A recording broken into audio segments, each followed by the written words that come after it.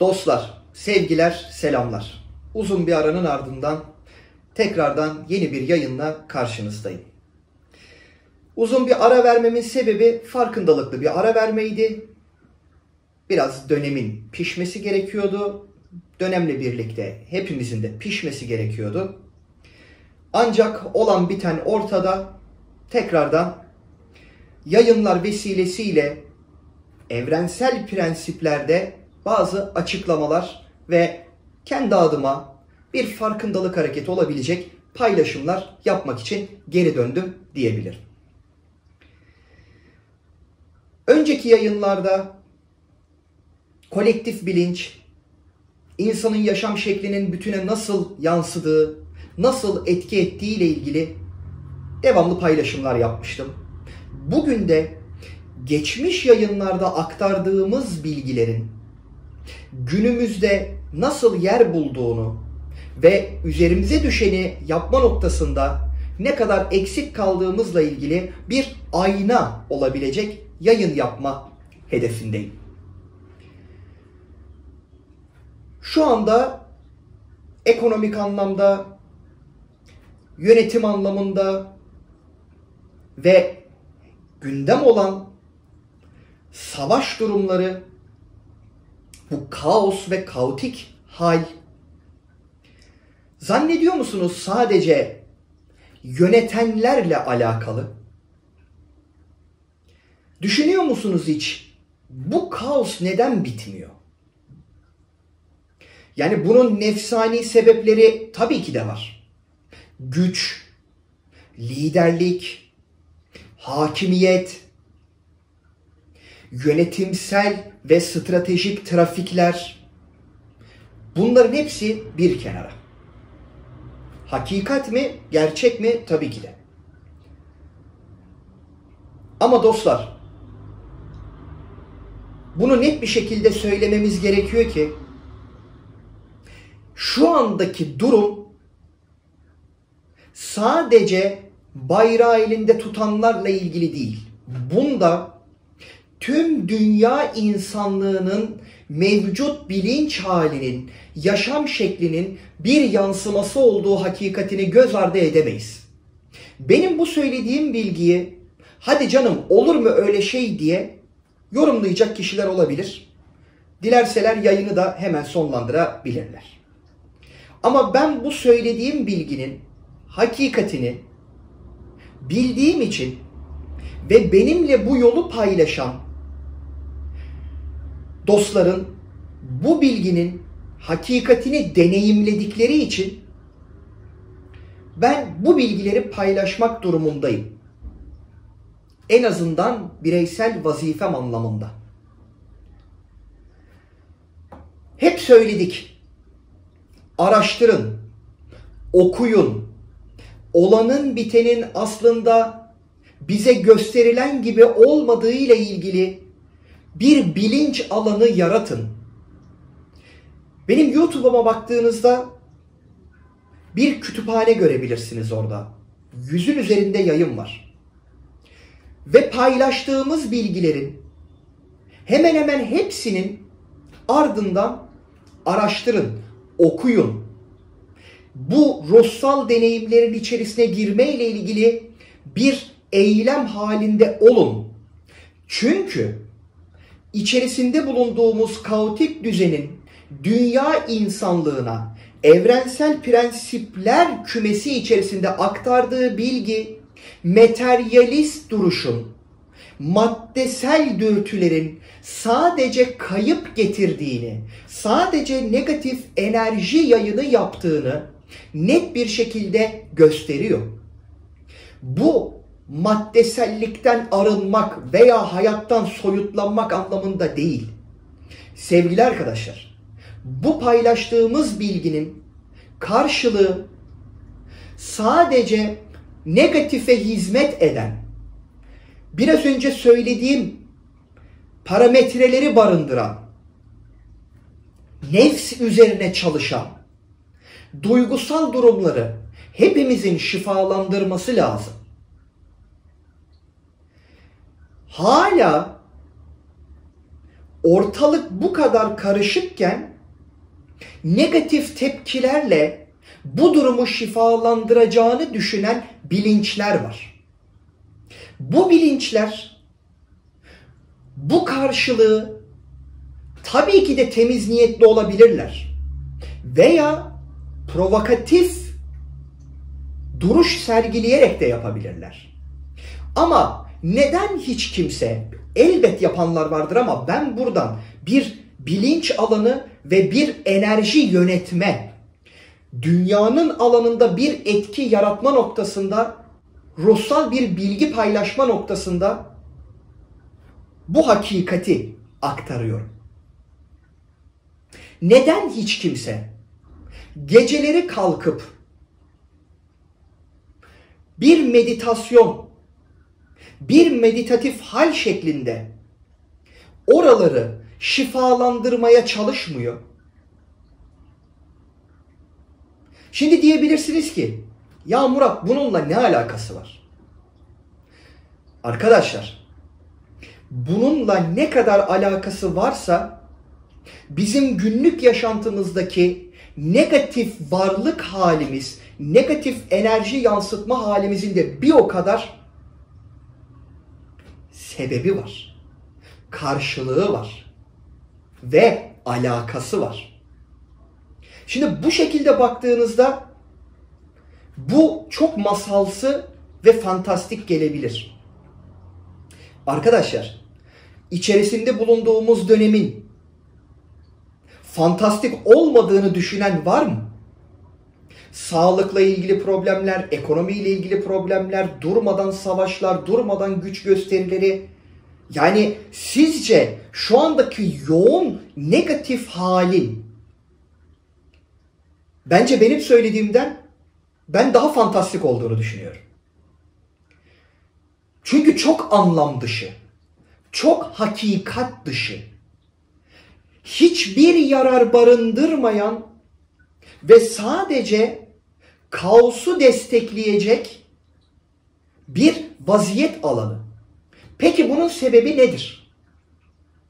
Neden ben size bir meditasyon, bir meditatif hal, bir enerji çalışması, bu namazla olabilir, bu bilinç yoluyla bir enerji yönlendirmesi olabilir, bu bir sevgi ve şefkat imajinasyonu olabilir. Neden böyle bir yönlendirme yapıyorum?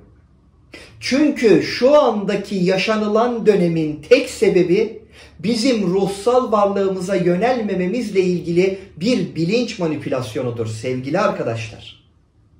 Biz bu bilinç manipülasyonuna korku, endişe ve gelecek kaygısıyla değerlendirdiğimiz sürece biraz önce söylediğim değerleri sahiplenmek yerine sadece hayatımızı nasıl idame ettireceğimiz kaygılarla bir tırmalama ve hayat mücadelesi içerisinde kalmak durumunda kalıyoruz. Şimdi bir düşünün bu söylediğimi. Bana hak vermemeyle ilgili durum sadece bu korkunun esiri olmuş bilinçlerin yansımasıdır. Bunu bu kadar net ve özgüvenli bir şekilde söylüyor olabilirim.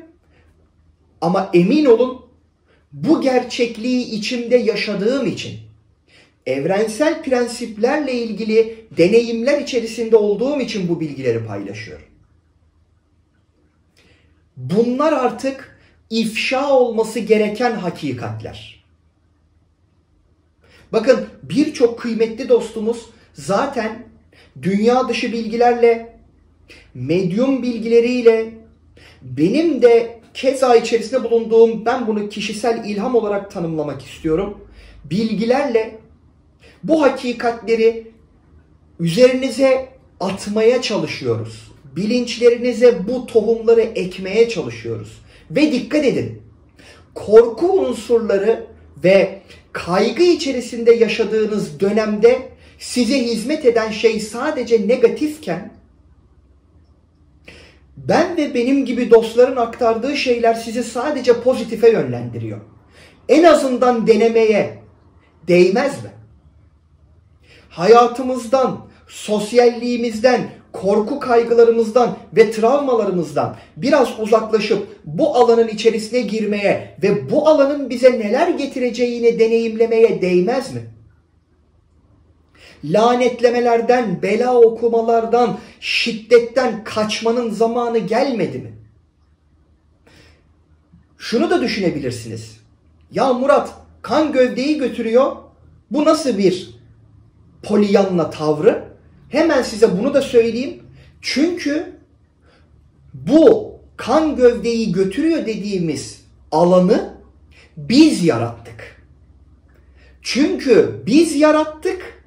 Şifalandırmamız için de içerisinde bulunduğumuz dönemin ne kadar yanlış olduğunu, ne kadar yanlış tezahür ettirdiğimizi bize organik deneyimlerle anlatabilmeleri için şu anda bu durum yaşanıyor. Lanetlediğimiz şey sadece güçlenecek. Savaştığımız şey sadece güçlenecek. Yani bu taraflardan bakmanın zamanı geldiğini düşünmüyor musunuz? Bakın değerli arkadaşlar, bu bir sitem değil. Bu bir yargılama değil. Özgür iradeye yüce yaratıcı dahi müdahale etmezken benim burada söylediğim şey sadece bir yönlendirme, iradeye müdahale değil. Ve söylüyorum, bu alanın içerisine bir girin ve içinizde ruhsal olarak yaşayacağınız deneyimleri siz bizzat yaşantınızda görün. Çevrenizde nasıl bir değişim yaratacağınızı görün. Hala çabalamazken nasıl bir şifa durumu olacak? Bakın hep söyledim. Araştırın, deneyimleyin. Orta Doğu. Orta Doğu'ya baktığınızda maalesef biz Kur'an'ı da okumadığımız için ve şu anda bulunduğumuz coğrafya İslam coğrafyası olduğu için bunu daha öncesinde de söylemiştim. Örnekleri bu durumdan vermek benim için bir nebze parantez içerisinde vazife bilgisi oluşturuyor. Yoksa hep söyledim. Ben İncil'i de, Tevrat'ı da, Kur'an'ı da ve benzeri yayınların birçoğunu zaten elimden geçireli çok uzun zaman oldu. Benim içimde hepsi birdir. Ama Orta Doğu noktasında baktığınızdaki bu kaos, yani sizce Kur'an'ın içerisinde anlatılan öğretileri barındırıyor mu? Birçok kişi öyle zannediyor çünkü okumadığı için. Gün içerisinde elimizden telefonlar düşmüyor, sosyal anlamda trafiklerimiz hiç azalmıyor, rızkımızı kazanma ile ilgili boğuşmalarımız yoğun bir şekilde devam ediyor. Ama bir kişi de demiyor ki yahu ben kendimi Müslüman diye tanımlıyorum. Bu kitabın içerisinde ne yazıyor? En azından günlük 15-20 dakikamı bir ayırayım. Arkadaşlar bu bilgiyi de paylaşayım. Müslüman demek namaz kılan demek değildir. Müslüman demek oruç tutmak demek değildir. Müslüman demek İmam Efendi'yi, Şeyh Efendi'yi dinlemek demek değildir. Müslümanlık kelime anlamı olarak bakın Allah'a teslim olan demektir. Teslim olma prensibinde yaşayan bir insan teslimiyetin nasıl olacağını anlatan bir kitabı okumuyorsa bu teslimiyet boşa geçirilen zamandan ibaret. Bu benim düşüncem. Katılıp katılmamak sizin elinizde. Benim açımdan çok önemli değil. Hal böyleyken dostlar, üzerimize düşeni yapma vakti artık geldi. Üzerimize düşeni yapmadığımız sürece, suçu yönetenlere attığımız sürece, suçu kendimizde aramadığımız sürece bu durumlar değişmeyecek. Son 6-7 yıla bir bakın ya. Sağlıkla ilgili yaşadıklarımıza, ekonomiyle ilgili yaşadıklarımıza değişmiyor. Yani baktığımızda çok modern ve teknoloji içerisinde yaşıyor gibi gözüküyoruz. Ama baktığınızda bir orman kabilesi savaşırken birbirine mızrak atıyordu. Onların üstü çıplaktı. Mahrem yerlerine yaprakla kapatıyorlardı. Biz günümüzde takım kıyafetli, gömlekli, kravatlı kabile insanları olarak birbirimize füze atıyoruz. Sadece görüntümüz değişti. Hakikat bu. Görünen bu. Bunun değişmesi için teknolojiyi değil, nasıl göründüğümüzü değil, ruhsal melekeler ve ruhsal bilinç prensipleri dahilinde ve ruhsal bilinç prensiplerinin bize verdiği enstrümanlar dahilinde varlığımızı keşfetme halinde artık bir hal olmaya geçmemiz lazım. Bunu tezahür ettirmeye devam edeceğiz. Dargın olduğumuz ve kişisel olarak savaştığımız ve kavga ettiğimiz her şey dünyada bu olan biteni güçlendirmeye devam edecek. Yanlış yaptığımız ticaret günümüzde olan biteni güçlendirmeye devam edecek. Gösteriş için yaptığımız dini duruş hareketleri bu olanı biteni güçlendirmeye devam edecek. İnanınız veya inanmayın. Ama ayna yayını dedim ya, yani şu anda bu yaptığım yayının sizlere bir ayna olmasını temenni ederek bu bilgileri aktarıyorum. Bakın hayatınıza, bakın hayatınızdaki travmalara, bakın hayatınızdaki olumsuzluklara, bakın hayatınızdaki mutsuzluğa ve huzursuzluğa. Dünyaya baktığınızda ne görüyorsunuz? Neyi yansıttığınızı görüyorsunuz? Evet değerli dostlar, artık kendi ruhsal varlığımıza, manevi varlığımıza yönelmeliyiz. Sevgi prensipleri ve ruhsal bilinç prensipleriyle ve yüksek ahlak prensipleriyle hayata karışmaya, hayatı yaşamaya, çevremizde de artık insanları bu alana yönlendirme ile ilgili bir duruş haline geçmemiz lazım. Geçmediğimiz sürece tezahür ettirdiğimiz şey bu olacak. Lütfen inandığınız dini okumaya başlayın. Araştırmaya başlayın. İlgilendiğiniz ruhsal öğretileri okumaya, araştırmaya başlayın. Benim bu söylediklerimi de bir hakikat kabul etmek zorunda değilsiniz. Ama doğruluğunu ve yanlışlığını deneyim içerisine almadan ve yeteri kadar araştırmadan çamurlayamazsınız. Yayın ortada, bilgi ortada. Siz üzerinize düşeni yapacaksınız ki dünya değişmeye başlayacak. Siz huzursuz ve kaygılı olmayı bırakacak bir yaşam şekline, bir güce, bir tavra, bir duruşa, bir maneviyata geçtiğiniz an zaten mevcut alandaki enerji değişmeye başlayacak ve maalesef ki şu anda gücü elinde tutan prensipler bozulmaya başlayacak. Bu dönemi yaşamamızın tek sebebi bize değişmemiz gerektiğini, hatta o savaşta ölen insanlar bile bu dünyaya bize bunu anlatmak için bedenlendiler. Bu bir vazifedir. Bizim yaşam şeklimiz onların vazifesi. Herkes bu vebali üzerinde hissetsin. Ruhsal yaşamda, spiritüel öğretilerde iyi ve kötü diye bir şey yoktur. Doğru ve yanlış diye de bir şey yoktur. Bu sebeple lanetlemek yerine lanetleme bilincinden uzaklaşacağınız bir yaşam şekline geçin diye öğütlüyoruz. Sistem bunu öğütlüyor. Öğreti bunu öğütlüyor. Değerli dostlar, bugünün yayını dediğim gibi tekrardan yayınlara döndüğümün bilgisini vermek ve olan bitenle ilgili herkesin kendinde bir sorumluluk hissetmesiyle ilgili bir bilgi aktarımı yapmak istedik. Bu haftalık bu kadar. Önümüz hafta yeni bir yayınla inşallah karşınızda olacağım. Kendinize çok çok iyi bakın.